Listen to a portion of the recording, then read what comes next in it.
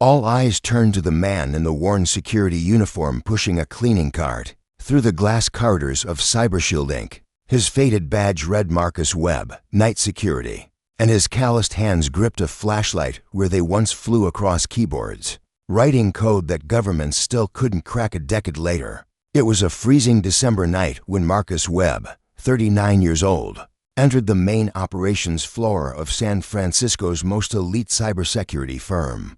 His cheap uniform hung loosely on his frame, and his cart squeaked against the polished floor as he made his rounds.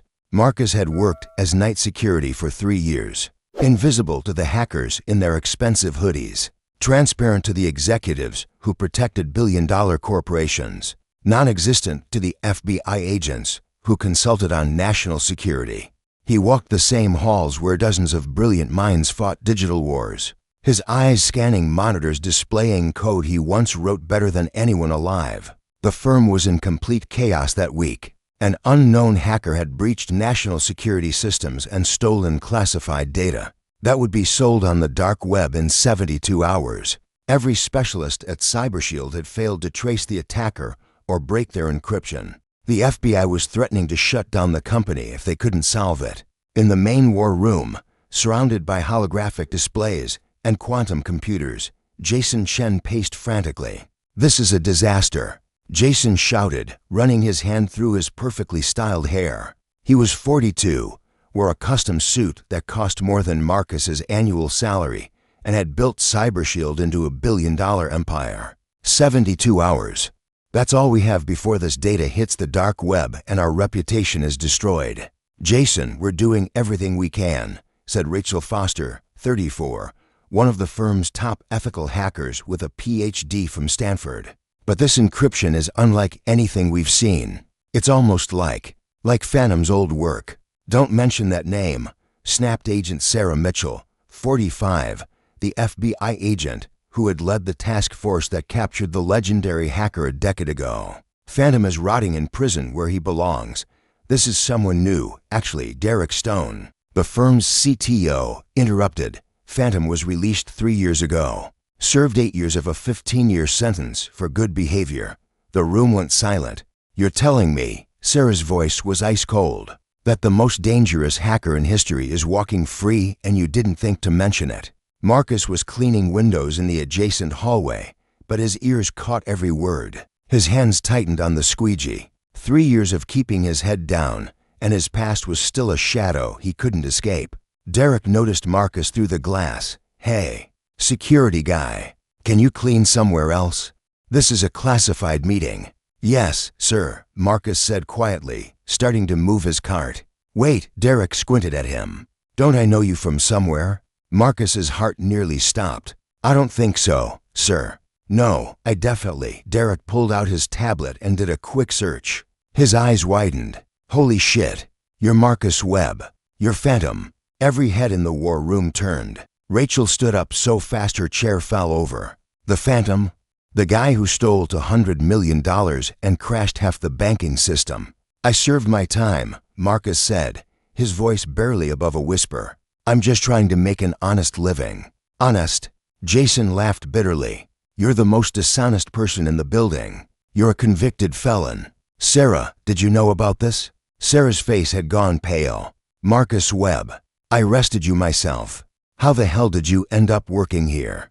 "Background checks don't always flag old convictions if enough time has passed," Derek said, still scrolling through his tablet. "And he used his real name, which is bold. Most criminals would use an alias." "Because I'm not hiding," Marcus said, finding a bit of strength in his voice. "I paid my debt. I'm trying to move forward." "Move forward?" Rachel crossed her arms. "You're a criminal. You stole money. You destroyed lives. My sister was dying." Marcus cut her off. And for the first time in 3 years, anger flashed in his eyes. She had stage 4 cancer. The experimental treatment wasn't covered by insurance. "I did what I had to do. And she died anyway," Sarah said coldly. She'd read his file 100 times. 3 days before the surgery. "So you destroyed your life for nothing." Marcus flinched like he'd been struck. The wound was still raw, even after all these years. "Look, this is fascinating," Jason said impatiently, "but we have a crisis. Marcus, or Phantom, or whatever you call yourself, you need to leave. Derek, get him out of the building. We can't have a convicted hacker anywhere near this investigation. Agreed, Sarah said. Marcus, you need to go. Now. Wait. A new voice entered the conversation. Professor Alan Turner, 65, walked into the war room with the confidence of someone who'd spent decades in academia. He was a legend in cryptography, currently consulting for CyberShield on their most difficult cases. Before you throw him out, maybe you should listen to what he has to say. Alan, with all due respect, Jason started, but the professor held up his hand. I've studied Phantom's work for 10 years, Alan said, looking directly at Marcus with something like admiration. His algorithms were revolutionary. The encryption methods he developed are still being used by security agencies worldwide. If anyone can understand this attack, it's him. Absolutely not, Sarah said firmly. He's a criminal. We can't trust him with classified information. You're running out of time, Alan pointed out. 68 hours now. Do you really want to let pride get in the way of solving this? Marcus had been slowly backing away with his cart, but Alan's words made him pause. He looked at the displays in the war room, and even from a distance, he could see fragments of code. Can I see the encryption pattern? Marcus asked hesitantly. No. Jason and Sarah said simultaneously. But Rachel, despite herself, was curious. What would you look for? The signature, Marcus said. Every hacker has a signature. It's like handwriting. They might try to hide it, but it's always there in the structure. We've analyzed the structure, Derek said dismissively. There's nothing identifiable. Marcus took a small step closer, his eyes scanning the main display. Even from across the room, patterns were jumping out at him. The recursive loop in the third layer. That's not just security. That's misdirection. What are you talking about? Rachel moved to her keyboard. There is no recursive loop in the third layer. There is, Marcus said quietly. But you're looking at it wrong. You're seeing it as part of the encryption, but it's actually a false wall. Underneath, may I? Absolutely not, Jason said. But Alan was already pulling up a chair. Show us. Sarah stepped forward. Alan, I can't allow this. He's a convicted felon. Yes, we know, Alan interrupted. But he's also possibly our only chance. Marcus, you have 5 minutes. Prove you're not wasting our time. Marcus hesitated. Every instinct told him to walk away, to keep his head down, to stay invisible. But another part of him, the part that had once been the best in the world at this, couldn't resist. He approached the terminal slowly, like it might burn him. Rachel moved aside, arms crossed skeptically. Marcus's fingers hovered over the keyboard. It's been a long time, he said softly. Then his hands dropped, and they moved like lightning. Code streamed across the screen, commands that made Rachel's eyes widen. Derek leaned in, trying to follow the logic. What is he doing? Jason asked nervously. He's deconstructing the encryption in real time, Rachel breathed. But that's not possible. It would take our quantum computer hours too. He's not using the quantum computer, Derek observed. He's just using pure logic. Pattern recognition. Marcus's eyes never left the screen. The attack didn't come from one source. It's distributed. 7 entry points masked to look like one. His fingers flew faster. And the encryption isn't random. It's based on prime factorization, but the primes are. They're dates. Dates. Sarah moved closer despite herself. Important dates in cybersecurity history. The Morris worm. The Iloveu virus. Stuxnet deployment. Marcus pulled up a new window. Whoever did this is making a statement. They're not just stealing data. They're showing off. Can you trace them? Alan asked quietly. Marcus's hands paused. If I do this, if I help you, what happens to me? What do you mean? Jason asked. I mean, Marcus looked up for the first time. I have conditions. I help you solve this, but I'm not going back to being invisible. I want to use my skills for something that matters. I want to work with at-risk kids, teach them coding, give them a path I didn't have. You're negotiating? Sarah almost laughed. You're in no position to. Actually, he is, Alan said. Because none of us can do what he just did in 5 minutes. Marcus, you help us stop this attack, and I'll personally fund your program. I'll make sure you have everything you need. Marcus looked at the professor, seeing genuine respect in his eyes. It had been so long since anyone looked at him like that. "Okay," Marcus said. "I'll find them." His hands returned to the keyboard. Code flowed like water. Rachel watched in awe as he navigated through 17 proxy servers, each one a dead end for normal trackers. "He's not just tracing," she whispered to Derek. "He's predicting where they'll be based on network latency and server load. That's genius." 10 minutes passed, then 15. The room was silent except for the clicking of keys. Then Marcus stopped. He pulled up a map. A red dot pulsed in Berlin, Germany. "There," he said. "Café Einhorn. They're using the public Wi-Fi, but they've been there for 3 hours. Probably thinks they're safe because they bounced through enough proxies." Sarah was already on her phone. "I'm calling Interpol. We can have boots on the ground in 20 minutes. "Wait," Marcus said. "There's more. The data they stole, they haven't encrypted it for sale yet. It's still in transit. If you move fast enough, you can intercept it before it's distributed." "How do you know that?" Derek asked. "Because I can see the data packets moving. They're using a custom protocol," but Marcus typed a few more commands. "I wrote something similar 10 years ago. I know how it works." Rachel leaned over his shoulder, reading the code. "This is incredible. You're not just finding them. You're getting inside their system. Is that legal?" Jason asked nervously. "Do you care?" Alan replied. Sarah finished her call. "Interpol is moving. But Marcus, if you're wrong about this—" "I'm not wrong," Marcus said with quiet confidence. "Trust me. This is what I do, what I did, what I am." 20 minutes later, Sarah's phone rang. She answered, listened, and then slowly smiled. "They got him. Interpol arrested a 24-year-old hacker at Café Einhorn. They recovered the data. It's over." The war room erupted in cheers. Rachel actually hugged Derek. Jason collapsed in his chair with relief. But Marcus just stood there, staring at the screen, hands shaking slightly. He'd just done what he'd sworn he'd never do again. He'd hacked, and it felt like coming home. Alan approached Marcus, placing a hand on his shoulder.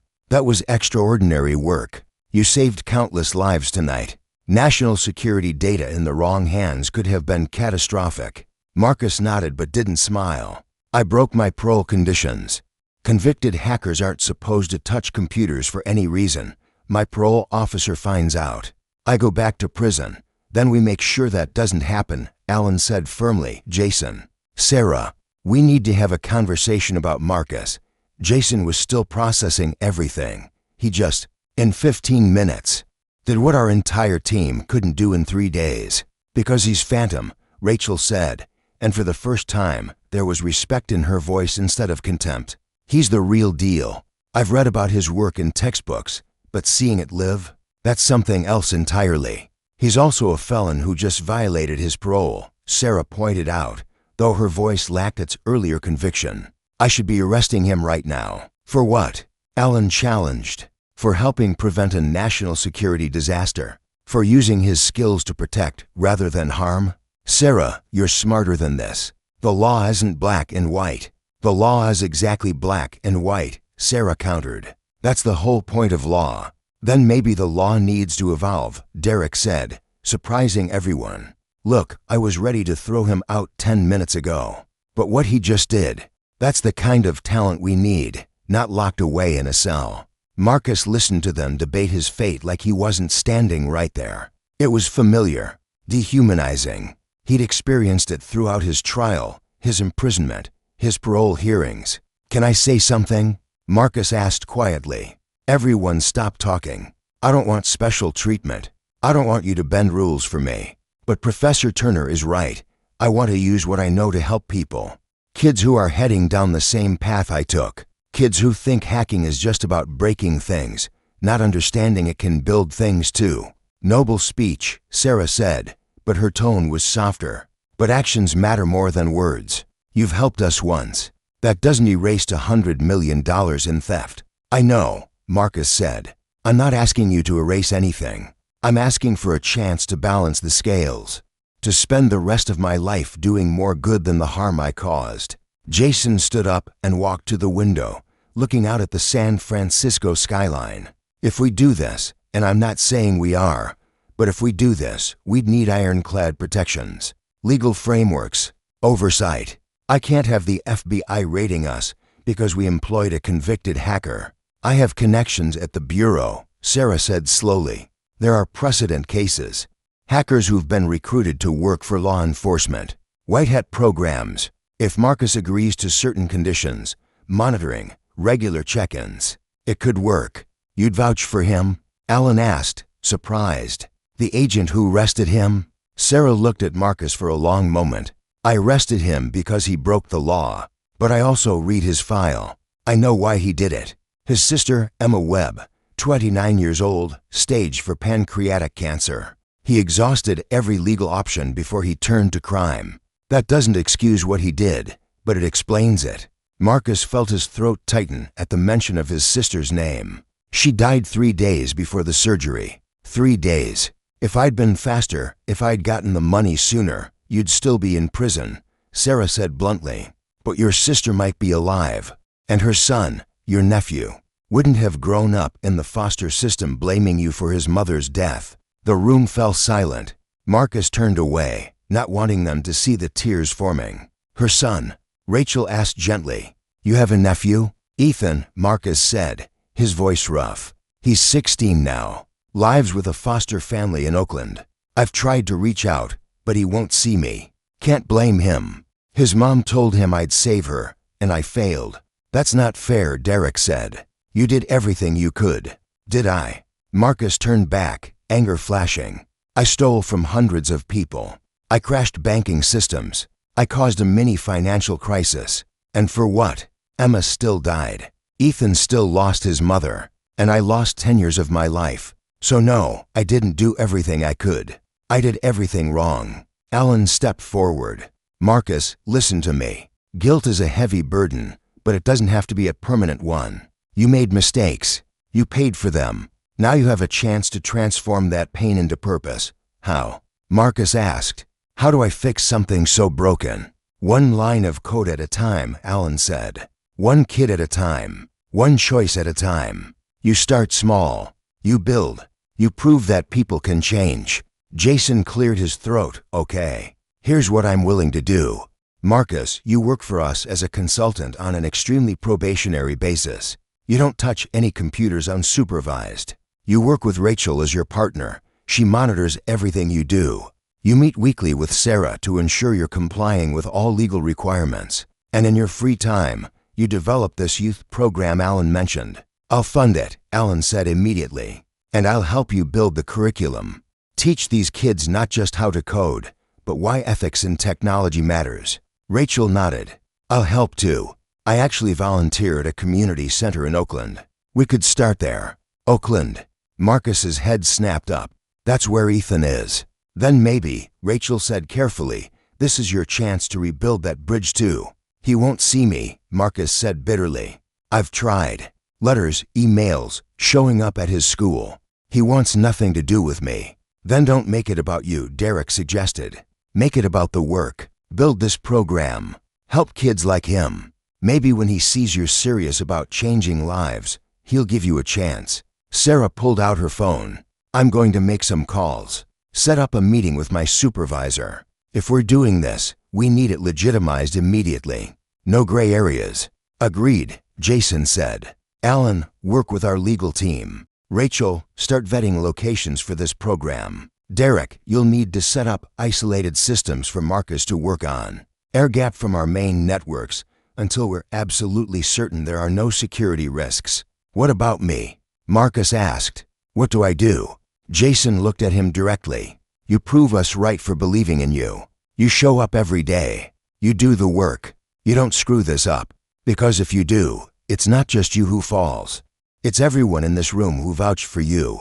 I understand, Marcus said. I won't let you down. See that you don't, Sarah said, but there was something almost like hope in her voice. The meeting broke up shortly after. People scattered to make calls, send emails, start the machinery that would transform Marcus from night security to legitimate consultant. Marcus found himself alone with Alan in the war room.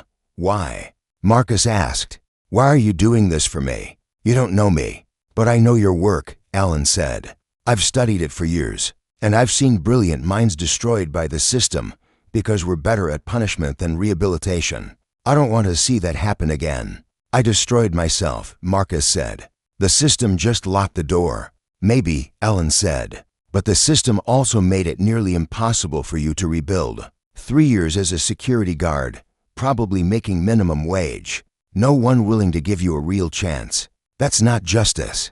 That's just cruelty. Marcus was quiet for a moment. Thank you for seeing something in me worth saving. Oh, I'm not saving you, Alan smiled. You're going to save yourself. I'm just providing the tools. Over the next few weeks, things moved faster than Marcus could have imagined. Sarah's bureau connections came through with a special dispensation, allowing him to work under strict supervision.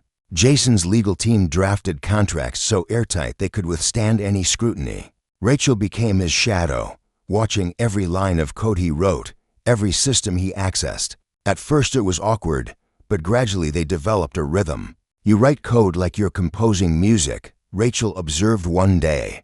There's an elegance to it. My sister said the same thing, Marcus said, then immediately regretted mentioning Emma. But Rachel didn't push. Tell me about this program you wanted to build. What would it look like? Marcus pulled up a document he'd been working on late at night. Kids from underserved communities, ages 14 to 18. We teach them basic coding, but also digital ethics. How technology can harm or help. How one choice can change everything. Sounds like you're teaching them what you wish someone had taught you, Rachel said perceptively. Exactly, Marcus admitted. If someone had shown me there was a legal path, that I could use my skills for good instead of crime, maybe Emma would still be alive. Maybe I wouldn't have those 10 years of regret. Or maybe, Rachel said gently, everything had to happen exactly as it did to bring you here. To this moment, where you can actually make a difference. That's a nice thought, Marcus said. But it doesn't bring her back. No, Rachel agreed. But it can honor her memory. Emma wanted to live, right? So live for both of you. Build something she'd be proud of. That conversation stayed with Marcus. Emma wanted to live, so he would live for both of them. The program launched 3 months later. Code a Path, a name Alan suggested that Marcus immediately loved. They partnered with the community center in Oakland where Rachel volunteered. The first class had 12 kids. Most had minor criminal records. All came from neighborhoods where opportunities were scarce and trouble was abundant. Marcus stood in front of them, more nervous than he'd ever been facing a computer system. My name is Marcus Webb, he began. 10 years ago, I was the most wanted hacker in the world. I stole $100 million. I crashed banking systems. And I went to prison for 8 years. The kids perked up. This wasn't the usual after-school program speech. I did it because my sister was dying and I couldn't save her legally. So I tried to save her illegally. And she died anyway. And I lost everything. Marcus paused. I'm telling you this not because I'm proud of it, but because I want you to understand something. Every choice has a consequence. Every line of code you write can help or hurt. And the skills I'm going to teach you, they're powerful. How you use them will define who you become. A girl in the back, maybe 15, raised her hand. Why should we listen to you? You're just a criminal who got caught. You're absolutely right, Marcus said. I am a criminal who got caught. And that's exactly why you should listen. Because I know where bad choices lead. And I'm here to show you a different path. A boy near the front, skinny with suspicious eyes, spoke up. What if we don't want a different path? What if we like what we're doing? Then leave, Marcus said bluntly. This program is voluntary. But if you stay, I'm going to teach you skills that could get you 6-figure jobs by the time you're 25. Legal jobs. Jobs where you build things instead of breaking them. Your choice. The boy stayed. They all stayed. Marcus began teaching. Basic Python at first. Then Java. Then C++. He taught them not just syntax, but thinking. How to break down problems. How to see patterns. And slowly, week by week, he watched them transform. The suspicious boy, whose name was Carlos, turned out to have a natural gift for algorithms. The skeptical girl, Jasmine, became obsessed with cybersecurity. This is like solving puzzles, she said one day, eyes bright. But puzzles that actually matter. Exactly, Marcus said. Every security system is just a puzzle. You can break it, or you can build a better one. Which kind of person do you want to be? The one who builds, Jasmine said without hesitation. Those moments made everything worthwhile. But Marcus still thought about Ethan every day. His nephew was out there, somewhere in Oakland, probably not even knowing about CodaPath, probably still hating his uncle for failing to save his mother. Rachel noticed Marcus's distraction one evening. You should try reaching out again. To Ethan. I've tried, Marcus said tiredly. He blocked my number. My emails bounce. His foster parents won't let me near him. Then try differently, Rachel suggested. Don't make it about you. Make it about CodaPath. His social worker might approve if it's presented as an educational opportunity. Marcus considered this. You think? Worth a shot, Rachel said. What's the worst that can happen? He says no again. The worst is he shows up and looks at me with the same hate I saw in his eyes at Emma's funeral, Marcus said quietly. That's the worst. Or, Rachel offered, he shows up and sees you're trying to become someone worthy of forgiveness. Someone his mom would be proud of. Marcus took a breath. Okay, I'll try. He reached out to Ethan's social worker, explaining CodaPath, its mission, its success with other at-risk youth. He didn't mention he was Ethan's uncle, just that he'd like to offer the boy a spot in the program. 2 weeks later, he got a response. Ethan would attend one class. If he hated it, he wouldn't come back. Marcus's hands shook as he read the email. One chance. That's all he had. The night Ethan was supposed to come, Marcus arrived at the community center early. He set up the computers, organized the materials, and tried to calm his racing heart. The other kids filtered in. Carlos, Jasmine, 8 others who'd become regulars. And then, 5 minutes late, a tall teenager with dark hair and Emma's eyes walked through the door. Ethan, Marcus's breath caught. The boy was almost a man now, 16 years old. The last time Marcus had seen him, he was 6, crying at his mother's funeral. Ethan scanned the room, saw Marcus, and froze. You, he said, his voice cold. You're the teacher? Yes, Marcus said, trying to keep his voice steady. I'm Marcus Webb. Welcome to CodaPath. Marcus Webb, Ethan repeated. My uncle Marcus, the one who killed my mom. The room went dead silent. Every kid turned to stare. I didn't kill her, Marcus said quietly. Cancer did. I tried to save her and failed. By stealing money and going to prison, Ethan said bitterly. Real heroic. No, Marcus agreed. Not heroic at all. Desperate, stupid, criminal, but not intended to hurt anyone. But it did hurt people, Ethan said. It hurt me. It hurt Mom. She spent her last days knowing her brother was in jail because of her. The guilt killed her as much as the cancer. Marcus felt those words like physical blows.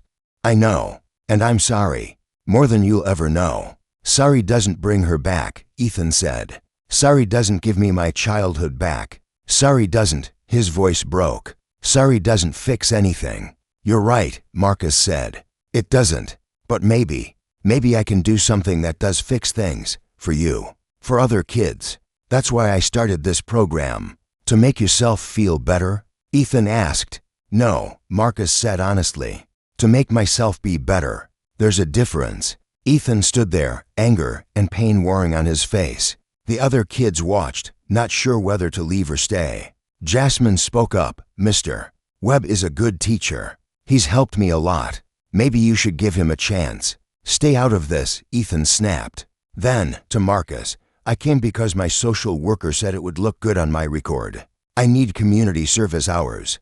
That's the only reason I'm here. That's fine, Marcus said. You don't have to like me. You don't have to forgive me. Just give the class a chance. If you hate it after today, you never have to come back. Ethan hesitated, then dropped his backpack and sat in the farthest chair from Marcus. Whatever. Let's just get this over with. Marcus took a deep breath and started the lesson. He taught them about encryption, how to protect data, how to understand the mathematics behind security systems. He made it interactive, challenging them to crack simple codes he'd created. Despite himself, Ethan got drawn in. Marcus could see it, the way his nephew's eyes sharpened when presented with a problem, the way his fingers itched toward the keyboard. Encryption is about layers, Marcus explained. Like an onion. You peel back one layer, there's another underneath. The key is understanding the pattern. What if there is no pattern? Carlos asked. There's always a pattern, Marcus said. Humans create encryption, and humans are pattern-making machines. We can't help it. Even when we try to be random, we create patterns. Is that how you stole the money? Ethan asked suddenly, his voice challenging. You found patterns? The room tensed again. But Marcus nodded. Yes, I found patterns in banking security systems. Weaknesses. Gaps. And I exploited them. And you're teaching us to do the same thing? Ethan pressed. No, Marcus said firmly. I'm teaching you to find those patterns so you can fix them. So you can build better systems. So you can protect people instead of stealing from them. But the skills are the same, Ethan pointed out. You're giving us the tools to be criminals. I'm giving you tools, Marcus agreed. What you do with them is your choice. A hammer can build a house or break a window. The hammer doesn't make you a builder or a vandal. Your choices do. Ethan was quiet for a moment. Mom used to say something like that. She said knowledge was neutral. Intent was what mattered. Marcus felt his chest tighten. Emma said that all the time. She was smarter than both of us. Don't, Ethan said sharply. Don't talk about her like you knew her. You abandoned her. I went to prison trying to save her, Marcus said. That's not abandonment. You went to prison being stupid, Ethan shot back. If you'd been smarter, you wouldn't have gotten caught. Then maybe the surgery would have happened. Maybe she'd be alive. The accusation hung in the air like poison. Marcus had thought the same thing 1,000 times during his incarceration. You're right, Marcus said quietly. If I'd been smarter, I wouldn't have gotten caught. But if I'd been wiser, I never would have tried. I would have accepted that some things can't be fixed with code. That some problems don't have solutions. So you gave up? Ethan asked. No, Marcus said. I learned that there are right ways and wrong ways to fight, and I chose wrong. I'm trying to choose right now. Rachel, who'd been observing silently from the back, spoke up. Ethan, can I tell you something about your uncle? He's not my uncle, Ethan said coldly. We're not family. Fine, Rachel said. Can I tell you something about Marcus Webb? 3 months ago, he stopped a national security breach. Data that would have endangered thousands of lives. He did it in 15 minutes using skills he'd promised himself he'd never use again. And he did it knowing it might send him back to prison for violating parole. Ethan looked surprised. What? He risked his freedom to save people, Rachel continued. Because that's who he is now. Not who he was. Who he is. People don't change, Ethan said, but there was less certainty in his voice. Sure they do, Carlos interjected. My brother was in a gang. Now he's a paramedic. People change all the time. If they want to, Jasmine added. If they work at it. Ethan looked around at these kids defending a man they'd known for weeks against the nephew who'd known him for life. It clearly unsettled him. Why do you all care so much? Ethan asked. Because Mr. Webb cares about us, Jasmine said simply. He shows up. He teaches us real skills. He treats us like we matter. Most adults don't do that. He's paying a debt, Ethan said, trying to make himself feel better about what he did. Maybe, Carlos shrugged. But so what? If him feeling better means kids like us get opportunities we wouldn't have otherwise, I don't care about his motivations. Marcus held up a hand. It's okay. Ethan has every right to be angry, every right to question my motives. I don't expect forgiveness, and I definitely don't deserve it. Then why do this? Ethan demanded. Why start this program?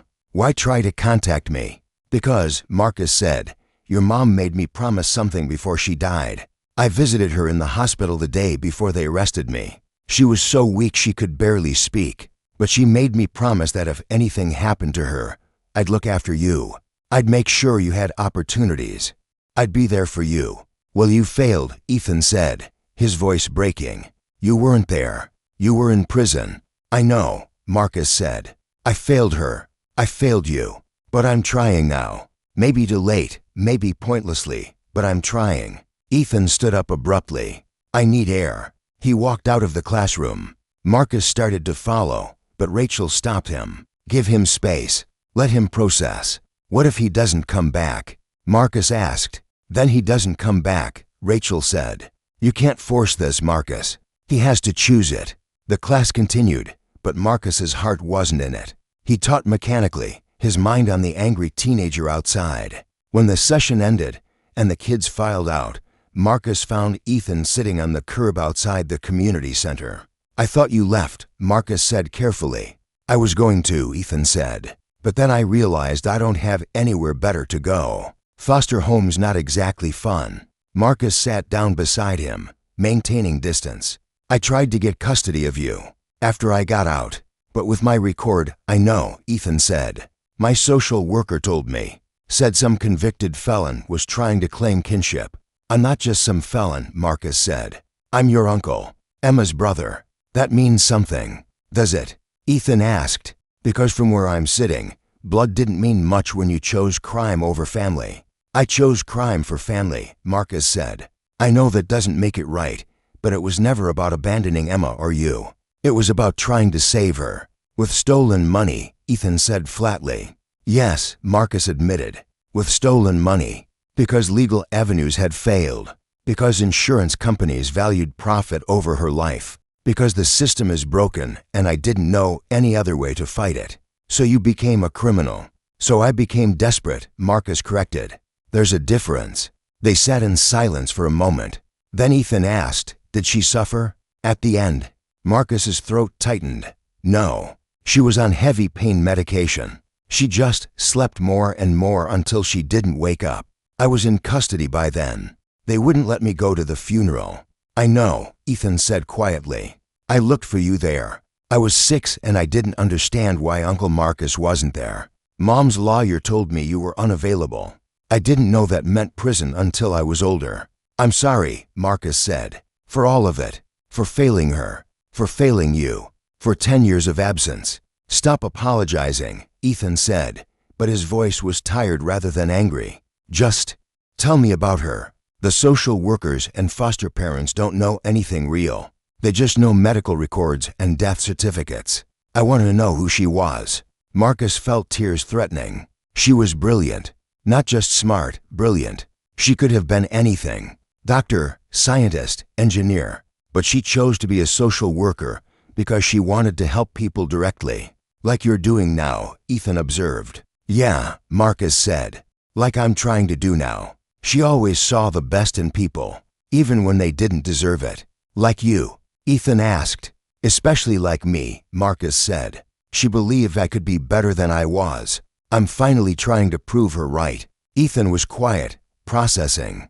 The kids in there, they really look up to you. They look up to the skills I'm teaching, Marcus said. Not me personally. No, Ethan disagreed. It's you. Jasmine told me you stay late helping anyone who asks. Carlos said you paid for his laptop when his broke. That's not just teaching. That's caring. Marcus didn't know what to say to that.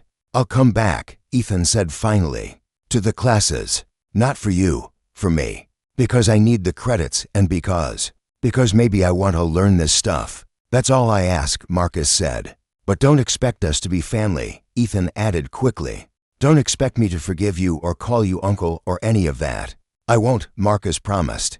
You set the boundaries. I'll respect them. Ethan stood up. My foster dad is here. A car had pulled up to the curb. I'll see you next week. See you next week, Marcus echoed. He watched Ethan get in the car and drive away, feeling a strange mixture of hope and heartbreak. Rachel came out of the building. That looked intense. He's coming back, Marcus said. That's something. That's everything, Rachel corrected. First step is showing up. Everything else builds from there. Over the next few months, Ethan became a regular at Codapath. He was talented, frighteningly so. He absorbed concepts quickly and asked questions that showed deep understanding. But he kept his distance from Marcus. Polite, but cold. Professional, but not personal. Marcus respected the boundary, even though it hurt. Meanwhile, Codapath was growing. Word spread through the community. More kids signed up. The program expanded to 2 nights a week, then 3. Jason Chen visited one evening, curious to see what his company's controversial consultant was doing with his free time. Impressive, Jason said, watching Marcus work with a group of teenagers on network security. You're actually good at this teaching thing. Turns out explaining complex concepts simply is similar to writing clean code, Marcus said. Both require clarity. We're getting requests, Jason said. Other companies want to know if we can replicate this program. Teach their at-risk communities. It's not about replication, Marcus said. It's about connection. These kids trust me because I've been where they are. I understand poverty, desperation, making bad choices. You can't franchise authenticity. But you could train other teachers, Jason suggested. People with similar backgrounds. Create a model that works. Marcus considered this, maybe. If we're careful. If we don't lose the personal touch. Think about it, Jason said. You've proven yourself at CyberShield. Your work has been flawless. Your security clearance is being upgraded. You could have a real career again. But this, he gestured to the classroom, this could be a movement. I don't want a movement, Marcus said. I just want to help kids avoid my mistakes. Sometimes, Jason said, those things are the same. A few weeks later, Marcus got a call from an unknown number. He almost didn't answer, but something made him pick up. Marcus Webb. A woman's voice, official sounding. Yes, this is Principal Rodriguez from Oakland Technical High School. I'm calling about Ethan Carter. Marcus's stomach dropped. Is he okay? He's fine physically, the principal said. But he was caught hacking the school's grading system. He changed several students' grades, including his own. We're facing expulsion proceedings. No, Marcus said immediately. Don't expel him, please. This is my fault. Your fault. The principal sounded confused. How is a student's choice your fault? Because I taught him how to do it, Marcus said. The skills, the techniques. I teach a coding program at the community center. Ethan's one of my students. I see, the principal said, her voice cooling. Are you Marcus Webb, the convicted hacker? Yes, Marcus admitted. But I run a legitimate program teaching kids coding for legal careers. I never intended or not, the principal interrupted. You gave a troubled teen the tools to commit a crime.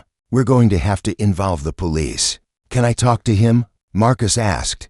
Please, before you make any decisions, let me talk to Ethan. There was a long pause. You have 10 minutes.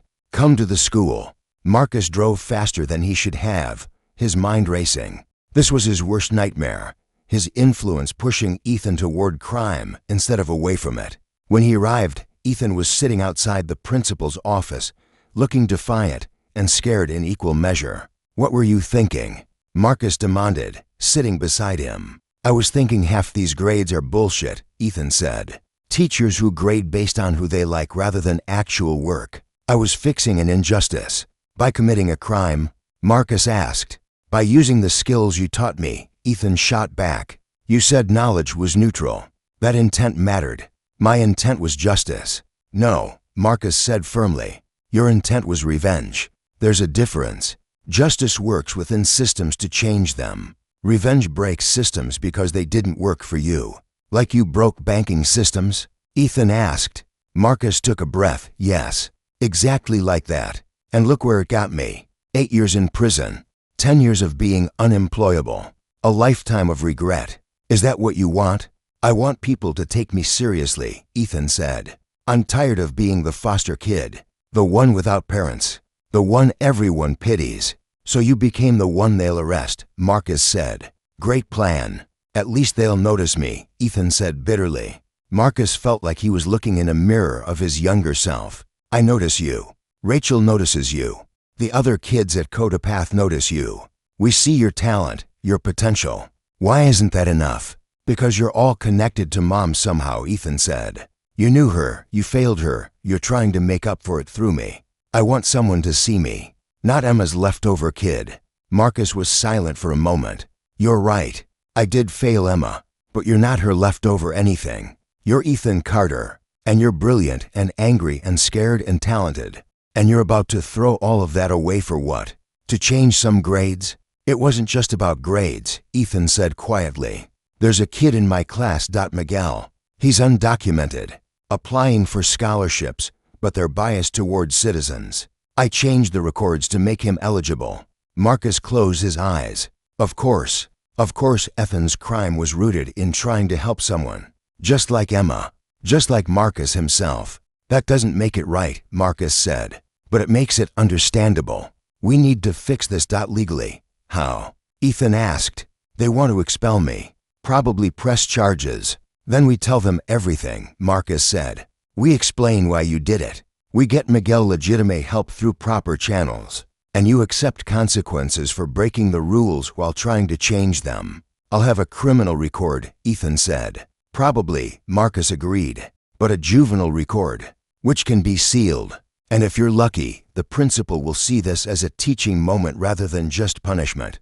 Principal Rodriguez called them in. Marcus and Ethan sat across from her. Explain, she said simply. Marcus let Ethan tell the story. About Miguel. About the unfair scholarship requirements. About wanting to help. So you decided to break the law, the principal said. I decided to fix an injustice, Ethan said. Isn't that what we're supposed to do? Stand up for what's right. Within legal bounds, Principal Rodriguez said. What you did was noble in intent, but illegal in execution. Like my uncle, Ethan said quietly, then seemed to realize what he'd said. Like Marcus. It was the first time he'd claimed the relationship. Marcus felt his throat tighten but said nothing. I know who you are, Mr. Webb, the principal said to Marcus. I looked you up after your call. Phantom, the hacker who stole millions, who went to prison, who now teaches coding to at-risk youth. Yes, Marcus said. And you taught Ethan these skills? She asked. I taught him coding, Marcus said. How he applied those skills is his choice. But I take responsibility for not emphasizing ethics strongly enough. You emphasize ethics every class, Ethan interrupted. You talk about it constantly. I didn't listen. I thought I knew better. Principal Rodriguez leaned back. Here's what's going to happen. Ethan, you're suspended for 2 weeks. You will write a formal apology to the school. You will also complete 100 hours of community service. And you will meet weekly with our counselor to discuss better ways to advocate for change. That's it. Ethan asked, surprised. No expulsion, no police. I believe in second chances, the principal said. And I believe your intent, while misguided, came from a good place. But Ethan, this is your only second chance. Make another choice like this, and there won't be mercy. I understand, Ethan said. Thank you. As for Miguel, the principal continued, I'll personally work with him to find scholarships that don't have citizenship requirements. There are many. He just needs help navigating them. Really? Ethan's face lit up. Really, she confirmed. You were right that the system is flawed. You were wrong about how to fix it. Let me show you the right way. Outside the school, Ethan turned to Marcus. You didn't have to come. Why did you? Because you're family, Marcus said simply. And family shows up, even when they're not wanted. Ethan was quiet for a moment. You called me your nephew. To the principal. You are my nephew, Marcus said. I called you my uncle, Ethan said. When I was explaining, it just came out. I know, Marcus said. Does that mean we're okay now? Ethan asked uncertainly. I don't know what we are, Marcus admitted. But we're something, and that's more than we were yesterday. Ethan nodded. Can I ask you something? Anything. Do you still think about her? About Mom? Every day, Marcus said. Every single day. Me too, Ethan said quietly. I'm scared I'm forgetting her. Like her face gets fuzzy in my memory. I have photos, Marcus said. From before. From when we were kids. If you ever want to see them. Yeah, Ethan said. Yeah, I'd like that. They stood there in the parking lot, uncle and nephew, both trying to figure out how to be family again. Thank you, Ethan said finally. For coming. For fixing this. We fixed this, Marcus corrected. Together. Together, Ethan agreed. It wasn't forgiveness. Not yet, but it was a start. Over the following months, something shifted. Ethan started spending more time at Codapath, not just for the classes, but to help Marcus teach the younger kids. He had a gift for explaining complex concepts in ways that made sense to teenagers who'd never touched code before. You're good at this, Rachel observed one evening, watching Ethan guide a struggling student through a debugging exercise. I had a good teacher, Ethan said, glancing at Marcus across the room. Marcus pretended not to hear, but Rachel saw the small smile on his face. The program continued to grow. 6 months after Ethan's school incident, Codapath had 40 regular students across 2 locations. Companies started donating equipment.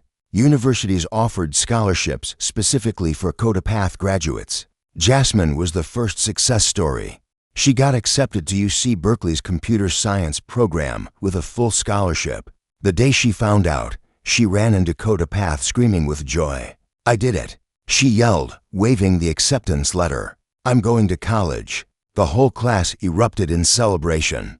Marcus hugged her, tears in his eyes. "Your mom would be proud," Ethan told Jasmine later. "She doesn't even believe in me," Jasmine said. "She thinks college is a waste, that I should get a job and help pay rent. Then prove her wrong," Ethan said. "Show her what's possible." Marcus overheard and realized Ethan was talking to himself as much as to Jasmine. Proving people wrong, showing what's possible. That was the battle they were all fighting. Carlos was next. He got an internship at a small cybersecurity startup. The pay was modest, but it was legitimate work using the skills he'd learned. "Mr. Webb," Carlos said on his last day of class before starting the internship, "I want you to know something. Before Codapath, I was heading toward gang life. My brother got out, but I was going in. You gave me a different option. You saved my life. You saved your own life," Marcus said. "I just showed you the tools." "Then thank you for the tools," Carlos said, shaking his hand. These moments sustained Marcus through the harder days. Because there were harder days. Not every student succeeded. Some dropped out. Some got arrested for unrelated crimes. Some simply disappeared back into the streets. Each loss hit Marcus like a personal failure. "You can't save everyone," Rachel told him after a particularly difficult week where 2 students had been arrested for drug possession. "But I should try," Marcus said. "You are trying," Rachel insisted. "You're doing more than most people would. But you're not a miracle worker. You're just a man doing his best." "My best isn't good enough," Marcus said bitterly. "It's good enough for Jasmine," Rachel pointed out. "For Carlos. For Ethan. For the dozens of kids whose lives you've changed. Don't let the ones you couldn't reach make you forget the ones you did." Sarah Mitchell visited the program one evening, her first time since Marcus had started. She watched silently from the back as he taught a class on ethical hacking. "This is impressive," she said afterward. "I'll admit, when we made the deal to let you work, I had doubts. I thought you'd slip up, go back to old habits. Some days I want to," Marcus admitted. "The pull is still there. The thrill of breaking into systems, of proving I'm smarter than their security. But then I look at these kids and remember why I stopped. Because of your sister," Sarah said. "Because of what my sister believed," Marcus corrected. "She believed people could change, could be better. I'm trying to prove her right." "I think you have," Sarah said. Then added, "I'm recommending your parole be terminated early. Full rights restored. You've more than earned it." Marcus stared at her. "Really? Really?" Sarah confirmed. "You've complied with every condition, helped solve multiple cases for us, and created something genuinely good here. The system works when people like you actually rehabilitate. I want to acknowledge that." "Thank you," Marcus said, his voice rough with emotion. "That means more than you know.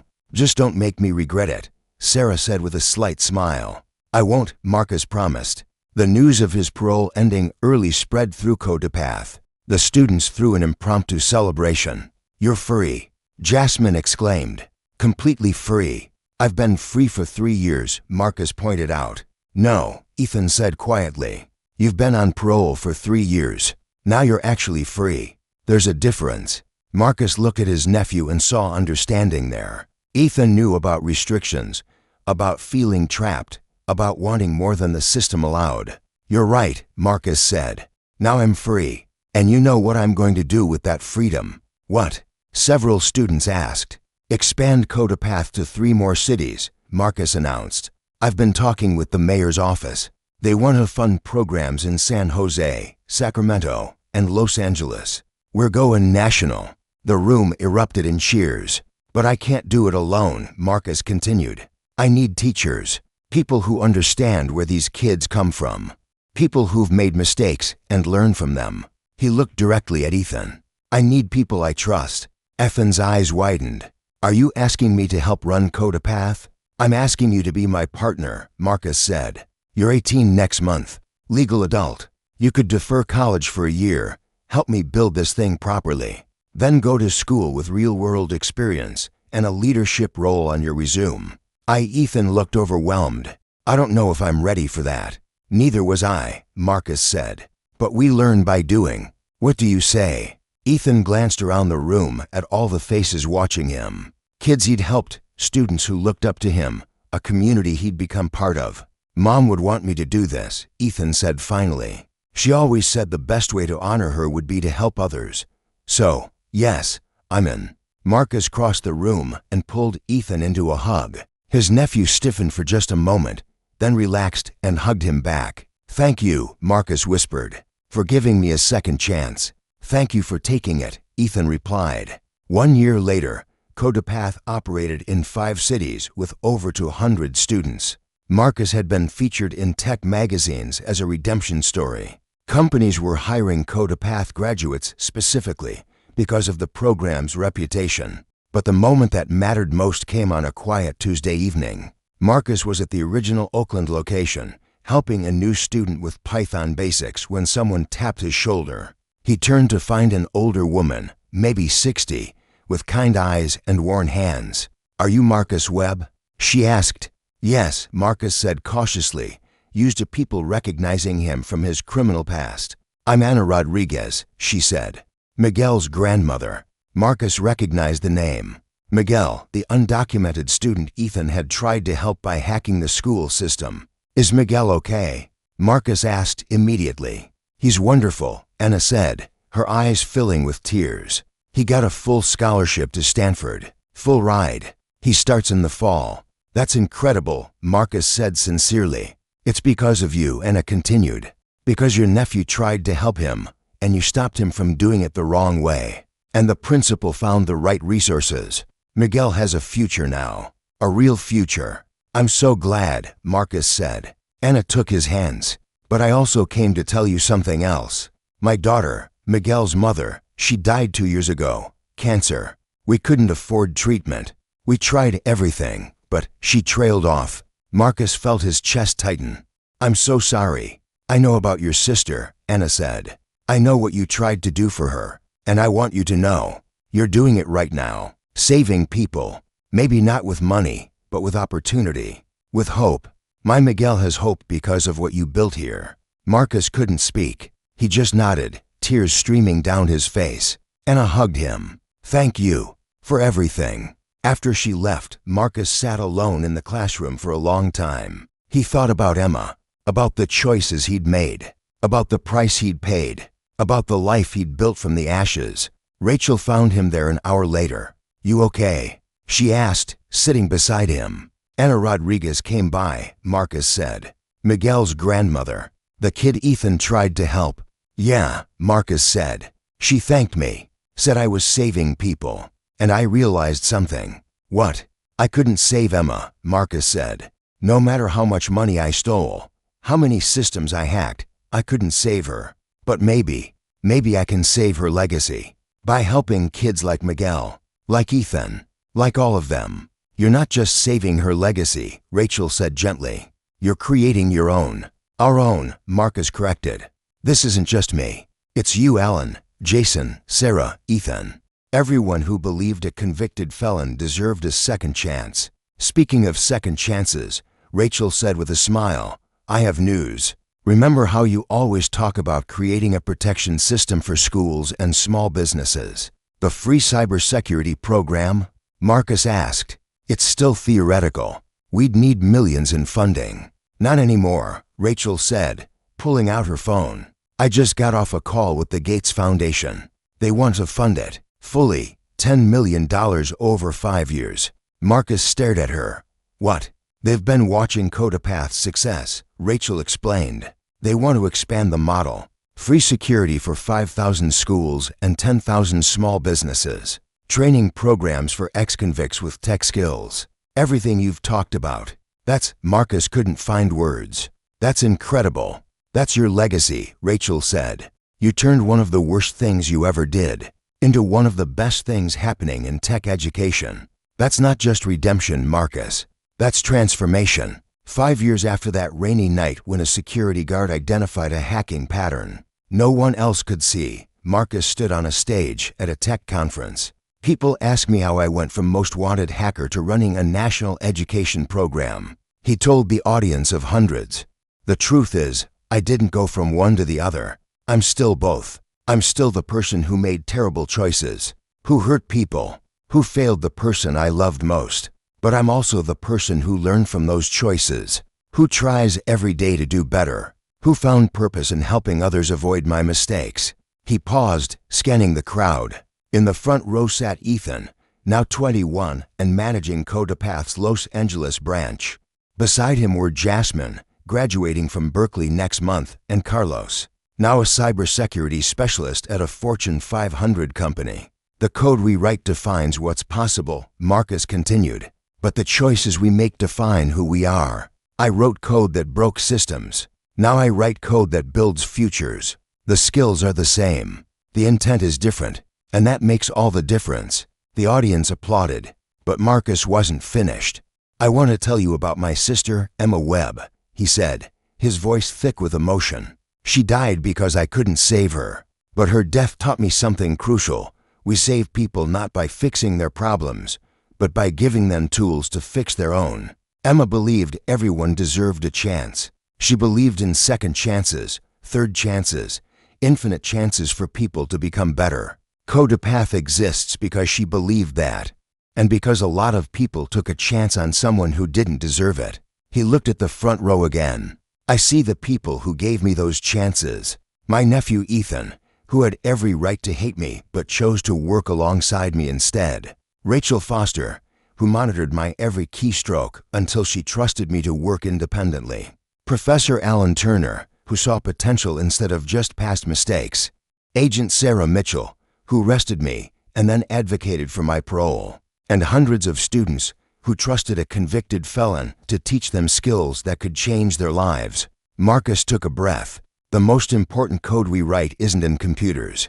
It's in the second chances we give each other. The opportunities we create, the bridges we build instead of walls. Emma knew that. I'm finally learning it. He held up a photo, him, Emma, and a 6-year-old Ethan at a park, taken months before Emma's diagnosis, before everything fell apart. This is what I'm coding for now, Marcus said. Not systems or algorithms, but futures. Hope, possibility, because every kid who walks into CodePath is writing their own story. And I get to help them debug it, optimize it, make it run better. The applause was thunderous.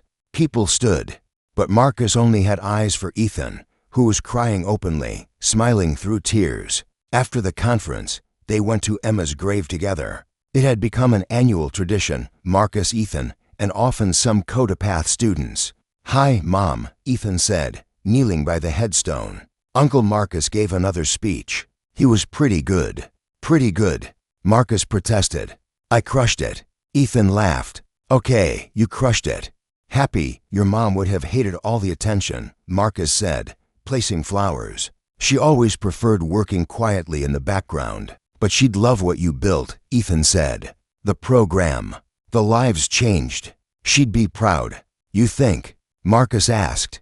I know, Ethan said, because I'm proud, and I'm her son. So if I'm proud, she would be too. Marcus put his arm around Ethan's shoulders. I'm proud of you too, of the man you're becoming. Emma would be amazed. We're both works in progress, Ethan said. Forever debugging, Marcus agreed. They stood there in comfortable silence, uncle and nephew, honoring the woman who'd believed in second chances even when the world didn't. CodePath continued to grow. By its 10th anniversary, the program operated in 20 cities, had graduated over 3,000 students, and had a job placement rate of 87%. Dozens of CodePath alumni had gone on to start their own companies, create their own programs, pay forward the opportunities they'd received. Marcus never stopped teaching the introductory class. Even as the program scaled and hired professional instructors, he insisted on being in the classroom every week. Why, Rachel asked him once. You're CEO now. You have people for this. Because that's where it matters, Marcus said simply. The kid walking in for the first time, scared and skeptical, thinking they don't belong in tech. I need to be the one who tells them they do, because I was that kid once, and someone gave me a second chance. Multiple someones, Rachel corrected with a smile. Multiple someones, Marcus agreed. The last class before his 50th birthday, Marcus looked around the room at 15 teenagers, all from rough neighborhoods, all carrying stories of hardship and struggle. I'm going to tell you something that might surprise you, he began. 10 years ago, I was the most wanted hacker in the world. I stole $100 million.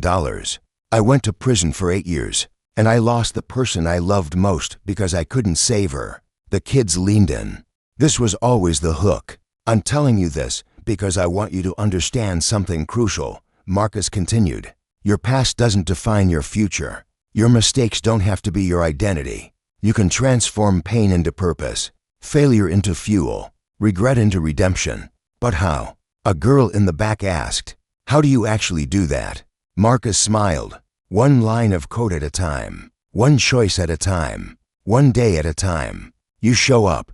You do the work. You help others. And slowly, brick by brick, you build something worth building. Not a system to break, but a life worth living. He pulled up the first lesson on the screen. Let's start coding. And they did. Because the most important code Marcus Webb ever wrote wasn't an algorithm or encryption. It was the program of his own redemption. And he executed it one choice at a time, one student at a time, one life at a time. Emma would have been proud.